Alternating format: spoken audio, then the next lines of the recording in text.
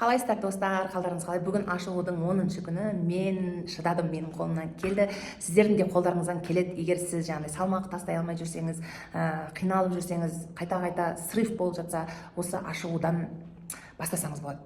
Яғни сіз ашқан кезде, мысалы, мен бір тамақты жесем, солай жей берем да, артынан сөйтсе бір қиын адаммын, сондай қиын адамдардың бірімін. Жаңағыдай бір тамақты бастаймын, соңында аяқтамаймын, сондай жағдайлар болды.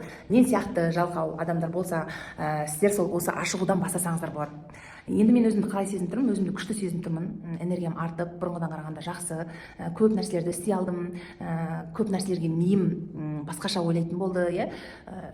Колоссальный өзгерістер бар. Орысша айтқан кезде колоссальный өзгеріс. Егер қаласаңыздар, солай ашығудан бастасаңыздар болады. Ол үшін бірінші дайындаласыздар, сосын барып ашығудан 10 күн, мысалы мен 10 күн ашықтым да, сіздер 10 күн енді ашығудан шығасыздар. Енді салмаққа келетін болсақ, минус 200 грамм. Бұрынғыдай бастапқы күндердегі сияқты 1 килограмм емес, минус кеше 300 грамм болды, енді бүгін 200 грамм. Енді ертең может 78 деген санды көретін шығармын деген ойдамын, себебі бүгін 79-да 100 салмақ болып тұр. Ең бастысы мына жақтағы кішкене подбородоктан мыналарым кетті, мына жақтар қолдарым барлығы кішкене арықтап қалды, сосын ішім де кетті, ай балтырларым кетті. Бетімде кішкене көзім ашылып, мен арқасы көзім дәу екен десең, сондай жағдайлар болып жатыр менде. Бұйырса енді ертең ашығудан шығамын. Ұйқым күшті болып қанып жүр.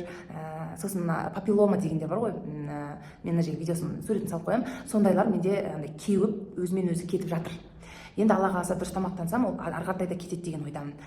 Сосын бұйырса енді ашудан шығып жатқанымды да салып отырамын. Менімен бірге болыңыздар, өздеріңіздің пікірлеріңізді білдіріп, кім мен сияқты арықтауға қиналып жүрсе, сол кісілерге жіберсеңіздер болады. Сау болыңыздар.